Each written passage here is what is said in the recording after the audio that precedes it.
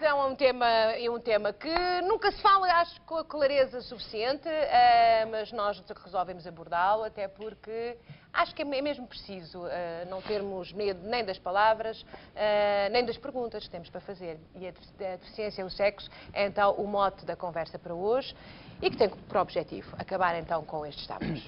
Para lançar este tema, nada melhor do que conhecer o caso da Susana.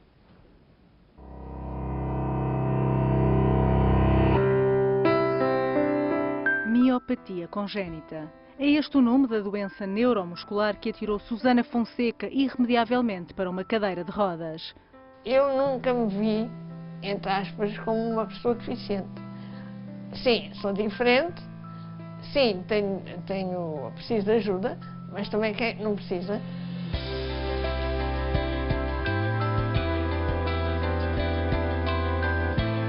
Bom, a minha relação com a sexualidade acho que sempre foi muita curiosidade desde miúda. Tem sido um processo com alguma aprendizagem boa. Nada a apontar nenhum defeito. Mas no seio de uma família tradicional havia assuntos que nunca eram abordados. A minha mãe sempre foi uma pessoa muito conservadora. Portanto, lá em casa nunca foi falado nada sobre isso. Portanto, nem de sexualidade, nem de namoros, nem nada. Portanto, quando veio a menstruação e eu tinha 10 anos, a informação era zero. Portanto, eu, quando olhei, eu gritei. E a minha mãe, a única coisa que me disse foi: "Oh filha, já és mulher." Apesar do conservadorismo da mãe, o primeiro beijo de Susana chegou aos 16 anos. Então tinha assim, mesmo uma boca que apetecia dar um beijinho. Pronto, sendo sincera. E então foi natural. Foi natural e foi muito agradável. E saber que naquele momento alguém gosta de nós e nos retribui um bocadinho de carinho. 10 anos depois, o amor bateu-lhe à porta. Susana conheceu aquele que seria o futuro marido através da internet, mas numa fase inicial não foi capaz de confessar a limitação física. Já tinha tido más experiências em situações idênticas, mas desta vez foi tudo diferente. A reação dele foi muito boa. Disse que não se importava. E o mais engraçado é que depois ele ficou com muita vontade em vir me conhecer. Conheceram-se, encantaram-se e começaram o namoro. Chegava então a altura de Susana viver a sua primeira vez. Foi muito agradável. Nada de complexo. Posso dizer que antes da primeira vez propriamente dita, claro, já houve umas carícias, um toque aqui, um toque ali, um conhecimento, mas ele sempre me deixou muito à vontade. Eu até costumo dizer, que aprendi a gostar de mim através dele. Casaram em 2002. Aos 41 anos, Susana é uma mulher completa, feliz e mantém uma vida sexual ativa e satisfatória. No sexo tem que haver inovação. Muita malandrice, senão tem que se dar assim umas palmadinhas. Eu até costumo brincar e digo, não dá numa posição, dá na outra. Claro que a gente não vai pegar no Kama Sutra e vamos fazer as posições todas que lá estão, porque acho que isso ninguém consegue. Eu às vezes costumo me enervar com algumas pessoas deficientes, porque estão ali muito, ai, coitadinha de mim, ai, não posso isto, ai, não posso aquilo, e dói-me aqui, dói-me ali, dói-me outro. Não dá nada. Olha para a vida é gira.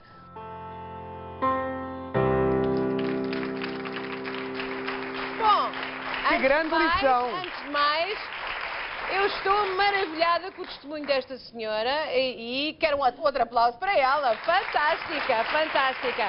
Mas temos mais convidados. Temos aqui o Eduardo e temos a nossa... É o Eduardo Carrelo. E a nossa sexóloga, que já conhecem, a Vânia. Portanto, um aplauso para os dois. E vamos saber a história do Eduardo. Eduardo, o que é que lhe aconteceu? Um acidente de viação, não é? Um acidente de viação, lesão perto medular, a nível de C6 e C7, cervicais 6 e 7. Há quantos anos? Foi em 1991, dia 1 de março de 1991. Portanto, já vamos com 20 e tal anos, não é? 24. 24. O senhor saberá as datas todas com Tinha saudade. 32 na altura. Exato. Foi na África do Sul, foi para na- Portugal. Exato. A mãe da minha filha estava grávida. Entretanto, regressei a Portugal no dia a seguir ao nascimento da minha filha. A minha reabilitação tinha começado na África do Sul. Tinha estado num hospital semelhante ao Alcoitão, Eden-Vol Hospital, em Joanesburgo, e depois cá continuei a reabilitação. E o que é que lhe disseram, Eduardo? Porque a sua condição era... Para já temos que dizer que o Eduardo é um super campeão, não é? Porque ficou... eu acho que é, daquilo que eu ouvi, porque ficou tetraplégico, não é? Entretanto, conseguiu recuperar, ao longo destes anos todos, a sua mobilidade toda ao nível dos braços. Portanto, hoje tem uma condição diferente da que tinha há 20 anos, quando foi o acidente. Completamente. Isso Então sim, não é um campeão, isso sim. venha já lá um aplauso. É como dizia a Lia Susana, não ficou a pensar que era coitadinho. Tentou... Claro. Mas isso tem a ver com, como dizia a Susana, com a maneira de ser de cada um. Não me estava a ver aos 32 anos ficar acomodado, metido numa cama e, portanto, em estado vegetativo. E, portanto, tinha que fazer alguma coisa porque aquela situação eu não queria. Olha, Eduardo, nós hoje estamos aqui a falar de uma questão muito complicada e muito, às vezes, difícil fazer estas perguntas, mas o Eduardo foi muito gentil e aceitou o nosso convite e, portanto, eu vou fazer as perguntas com a máxima clareza, que acho que é o que o Eduardo merece e nós nos propusemos a fazer, que é, no dia em que lhe disseram que estava tetraplégico, falaram-lhe da sua nova condição sexual. Não. Nunca lhe falaram. Não, Não lhe disseram? Não de todo. Nem lá, nem cá. Isso é tema que não é abordado. Se em situação normal, nas pessoas ditas normais, de resto, a educação sexual nas escolas está para ser, há de ser. Há de ser, não tem é? toda a razão, há de ser. Portanto, se em situação dita normal ela não existe, nestes casos específicos, Não Muito houve nenhuma menos. conversa sobre isso. Não. Mas foi uma preocupação sua, imagina, imediatamente. claro que sim. Claro que sim, não é? A partir do momento em que a minha reabilitação começou a ter algum sucesso, eu tinha que saber quem era o Eduardo que tinha separado do outro Eduardo. Claro. E, portanto, fui à procura de descobrir, em termos físicos, sexuais e, portanto... E efetivos também. Portanto, a verdade é que apareceu mesmo outro Eduardo, ou seja, portanto, a sua vida mudou completamente. Completamente. Portanto, separou-se, Sim. foi viver sozinho, o que eu acho Sim. extraordinário nas condições em que estava, portanto, e começou uma nova aprendizagem. Agora, a pergunta que está toda a gente a fazer lá em casa é, quando se fica, portanto, o Eduardo não tem sensibilidade da cintura para baixo, ou tem? Quero que lhe responda... Quero que responda com a máxima franqueza. Isto a maior parte das pessoas não sabe. Portanto, a gente fala de sensibilidade, mas não existe só uma sensibilidade. Existem vários tipos de sensibilidade. Existe a sensibilidade dolorosa, a sensibilidade tátil, a sensibilidade térmica, e, portanto, a sensibilidade é separada de várias... Nessas valências. Dependendo do nível de lesão, eu, por exemplo, sinto todo o corpo, mas, por exemplo, dos joelhos para baixo não sinto a temperatura. Daí ser um alerta constante da parte dos médicos que nos acompanham. Por exemplo, no caso de tomar banho, passar a água primeiro nas mãos, onde aí sim tem Para não se queimar. Para não se queimar. Exatamente. Há quem não tenha, eu por acaso tenho sensibilidade dolorosa, mas há quem não tenha e Sensibilidade dolorosa significa que se sente a dor. que se sente a dor. Quando não se sente, quando não se sente, ou no meu caso, em que não é exatamente em moldes ditos normais, há um reflexo da dor que se, portanto, desenvolve através da espasticidade.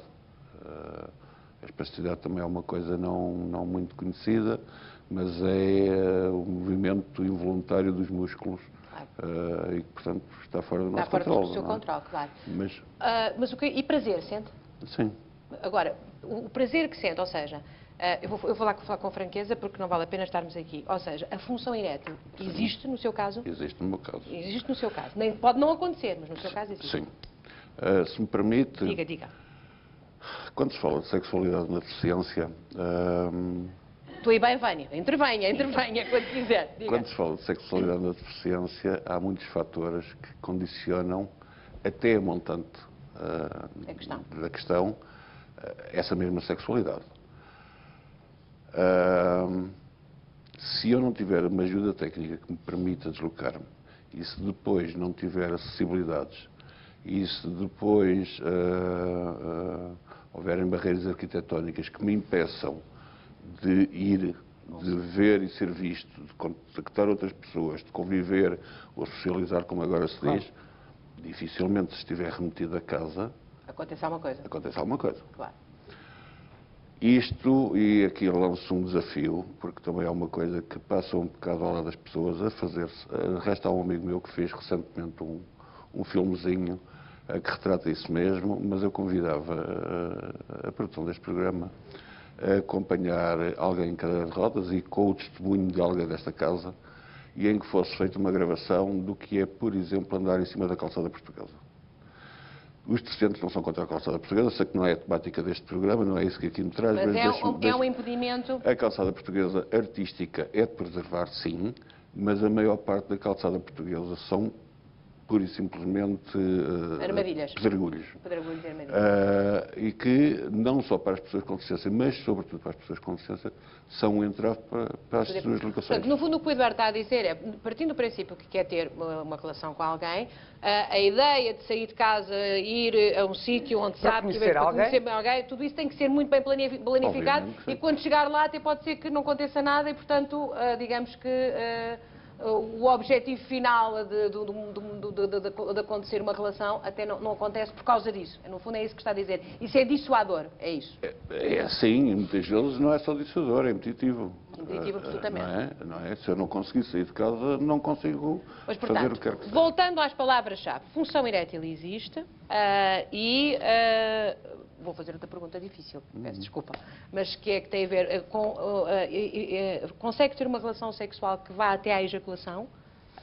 Ou isto tem aqui nuances diferentes? Porque eu sei que existem. Sim. Portanto, verifico. Também, se me permite, uma introdução. Primeiro, quando se fala na sexualidade da deficiência, não é tão linear assim. Existem várias deficiências. Uma pessoa amputada não tem disfunção sexual, em princípio. Claro. Não em função da sua deficiência. Um AVC. Claro. A disfunção sexual existirá, porventura, em algumas das pessoas com lesão vertebral. E mesmo assim, neste tipo de lesão, nem sempre ocorre. Existem pessoas que têm ereção, outras que não. Existem pessoas que têm ejaculação, outras que não. Há uma ideia muito errada de que, por exemplo, as pessoas com deficiência não podem ter filhos, o que não é verdade, porque existem várias formas de contornar o problema e, quando não de forma normal, há a possibilidade de fazer colheita com eletroestimulação. Claro. Portanto, há uma muito má informação relativa.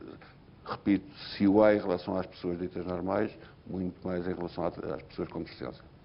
No seu caso? No meu caso, há ereção, ou tenho ereção, consigo ter uma relação normal, tenho orgasmo, não tenho aquilo que se chama ejaculação retrógrada. É Portanto, isso que eu gostava que explicasse. O que é um orgasmo, então? É uma sensação de prazer, mas as coisas passam-se fisiologicamente de outra maneira, é isso?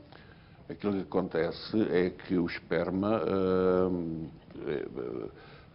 apanha, portanto, antes de chegar ao canal, à uretra, tem um esfíncter que, por estar fechado, completamente retraído, faz com que ele não saia de forma dita normal e vai para a bexiga. E, Portanto, mas tem prazer na mesma. Sim, sim. E atinge o orgasmo na mesma. Sim, sim. Doutora Vânia, temos aqui um grande testemunho e um senhor muito receptivo a falar com clareza, e é por isso que eu E ainda bem. que imediatamente, digamos, que o ataquei. Para ele contar, porque é um senhor, de facto, de uma clareza muito grande no seu discurso. Mas pode-nos ajudar, se calhar, aqui a equacionar mais algumas coisas. O que é isto de ter um orgasmo e a ejaculação não ser feita da maneira, digamos, convencional? Bem, acho que há aqui também uma questão que eu falei há bocadinho com o Eduardo e que é muito importante dizermos lá para casa.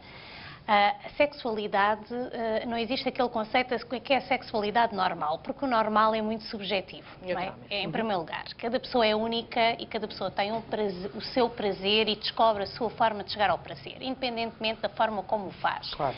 Portanto, quando nós pensamos que a sexualidade só envolve a prática penetrativa, ou seja, o pénis e a vagina, nós já estamos aqui a pôr uma alta limitação na relação sexual. E a pessoa, quando fica com uma dificuldade ou um obstáculo em manter uma relação sexual convencional, que seja a penetração, a pessoa começa a pensar, e a partir de agora o que é que eu vou fazer? E é nessa área que entra a minha especialidade, não é? Imagino que é uma área que levanta muita angústia, Exatamente. muita de dificuldade, Claro. muita ansiedade, até se perceber... Claro, questões de autoestima, de Claro. imagem corporal, porque depois uma coisa Tem uma é... certa obsessão de se descobrir se ainda conseguimos ter relações sexuais depois de um acidente, imaginemos. A preocupação que o Eduardo falou vem espelhada muito num estudo que foi feito em Portugal há alguns anos, onde referia que uma pessoa, quando tem um acidente e fica efetivamente com um grande compromisso toda a parte motora, Claro. a principal preocupação das pessoas é em recuperar o movimento da mão e do braço. E logo a seguir, a principal preocupação, se for um homem, é a questão sexual. Claro. Porque é que o Eduardo disse que não lhe falaram nunca da parte sexual?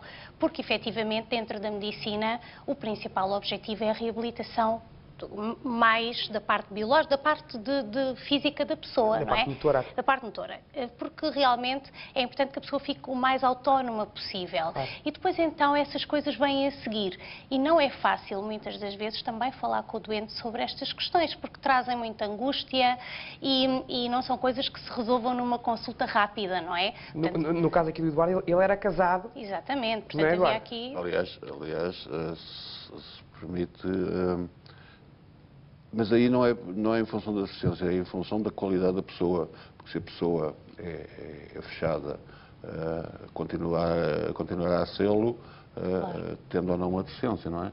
Portanto, se não for uma pessoa que seja capaz de falar das coisas Claro, claro. e ser receptiva à informação, Tudo se se complica. ficar, obviamente. Obviamente. Devo dizer-lhe que em Alcoitão, que é uma casa que conheço bem,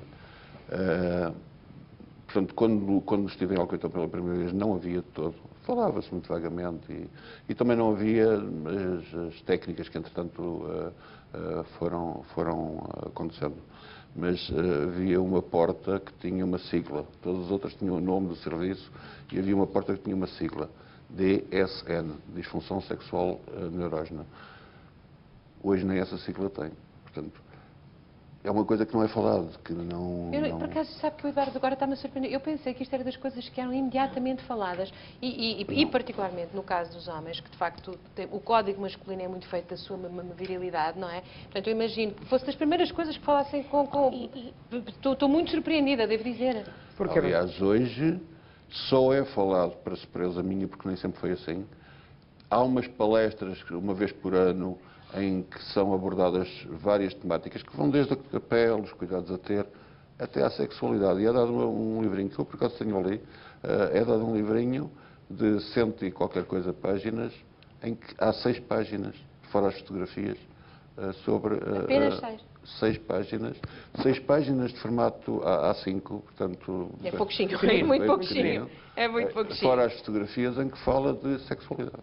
Acho espantoso, porque é de facto um dos lados mais importantes da vida das E pessoas. só é abordado se a pessoa pedir para algum esclarecimento, não é? Ter ajuda. Porque por iniciativa clínica, iniciativa médica, isso não é falado. Tenho aqui o Zé Fidal, que diz: estou numa cadeira de rodas devido a um tumor que tive na coxa direita, já fui operado, foram-me retirar músculos e tendões, sendo a minha lesão apenas na perna. Logo, a minha sexualidade não foi alterada, mas não me falaram do assunto. Já está, corroborar completamente. Mas, doutora Vânia, vamos lá, doutora Vânia. E há aqui uma questão também que é importante, que é o seguinte. Como também disse, e muito bem, nem sempre existe um compromisso da função erétil, não é? E mesmo havendo um compromisso da função erétil, existem soluções que as pessoas devem conhecer. No caso de uma disfunção erétil total, em que nem os fármacos conseguem ajudar, a pessoa pode recorrer ao implante de uma prótese, que é comparticipada pelo Sistema Nacional de Saúde. Portanto, e as próteses são fantásticas e permitem que a pessoa tenha uma capacidade erétil. Agora vamos imaginar, um homem que não tem qualquer sensibilidade da cintura para baixo, se calhar as pessoas estão lá em casa a pensar assim, então mas para que é que ele precisa ter ereção se não tem sensibilidade? Porque a parte psicológica é muito importante. E o homem pode não ter sensibilidade direta, do ponto de vista físico, mas pode querer dar prazer ao parceiro, Claro. e quer sentir que tem essa capacidade e que tem esse direito e deve exigi-lo junto do seu médico, não é? Deve pedir para falar com ele sobre isso. Em relação à prática sexual, o que nós trabalhamos com os pacientes é a forma deles viverem uma sexualidade gratificante, sempre que existem alterações na sua vida. Isso já fazemos com pessoas que não são portadoras de deficiência. Claro. E além de todo o material erótico que pode ajudar as pessoas também a melhorar a sua vida sexual. A Susana falava no Kama Sutra, nas fantasias e nas, enfim... Eu trouxe hoje aqui um exemplo de um produto que acho que é para já extremamente imprescindível nas pessoas que fazem sexo, que é a questão da proteção. E trago-vos hoje aqui um preservativo de colocação rápida, muito importante para quem tem dificuldade em colocar um preservativo. Vamos imaginar uma pessoa que tem uma paralisia de um dos lados ou dificuldade na aplicação do preservativo. Não tem que se sentir intimidada, porque hoje em dia já existe um preservativo muito fácil de colocar. Ele abre-se como um preservativo normal, portanto abre-se a embalagem. Depois ele tem esta tirinha aqui em cima, portanto, que é para facilitar e para que o homem ou a mulher percebam qual é o sítio certo para desenrolar, e depois é muito fácil. Trouxe aqui este modelo, espero que não caia. Só temos que encostar na glande, depois é só pegar nesta fitinha e... Portanto, mesmo uma pessoa que tenha dificuldades, não tenha nenhuma dificuldade de aplicação, portanto, mesmo uma pessoa que tenha as mobilidade, limitações na mão, o braço que não mexe, consegue facilmente... Mais facilmente. Conhecia isto? Não. Ora. Mas eu sou estou... Pronto. Mas já fica aqui como... Muito obrigado. Não vão fornecer com quem praticar, não para ver...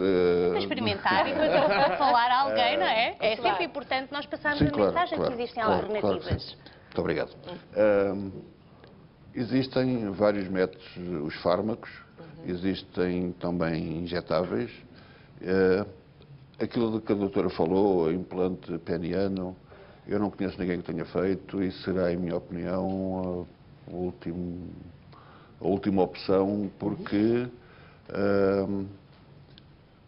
a colocação do implante peniano implica perda de capacidade, de todo, a perda de capacidade erétil, portanto, voluntária, não é? Aquilo, portanto... É quando já não existe outra solução. Claro. Exato. Portanto, será a última fase. E aquilo que a doutora disse é comum nas pessoas com deficiência, porque nós aprendemos, se quiser melhor do que ninguém, a conhecer o nosso corpo. E a conhecer o corpo, enquanto tal, mesmo o corpo de uma parceira, no caso dos homens. E há uma preocupação acrescida, até porque se nos sentimos algo diminuídos por uma eventual menor performance sexual, há inevitavelmente uma preocupação em dar mais prazer do que alguém dito normal à parceira com quem se estiver. Portanto, ao contrário do que muitas vezes se pensa, e que é um mito, o relacionamento com alguém com deficiência pode até ser muito gratificante. Eduardo, já não temos muito tempo. Trazer outras... Já não temos muito tempo, mas eu gostava que me falasse só desse projeto que quer criar para pôr pessoas com deficiência a falar sobre sexo. Sim, exatamente porque da parte médica a abertura é muito pouco ou nenhuma, e mesmo assim eu há bocadinho não o disse. Em Alcoitão existe pouco, mas existe. Claro. Fora Alcoitão não existe. Não é? Portanto, em todos os outros centros de reabilitação, simplesmente não existe. Está constituído aqui um blog, um site, vai fazer... Não, para já queremos, e não sou só eu, obviamente, mas queremos constituir um grupo de apoio às pessoas com verto ondular, um grupo de pares, portanto, em que se explique às pessoas, porque uma coisa é chegar-se a um médico e falar daquilo que nos preocupa, mas de uma forma mais generalizada, mais vaga. Outra coisa é o testemunho não é? pessoal, Com alguém, exatamente. Claro. Poder falar com alguém que esteja com o mesmo problema e de forma aberta, sem inibições. Portanto, é isso que se pretende conseguir. Então, quando tiver o grupo constituído, é a favor de nos dar uma palavrinha? Com certeza. Pode entrar sim. em contacto connosco? E também, permite-me a existência, mas... Fazer a tal reportagem a acompanhar alguém Exatamente. na calçada por Também achamos muito bem. Também Isso é muito achamos importante. muito bem. Um grande aplauso para os nossos convidados, muito obrigada.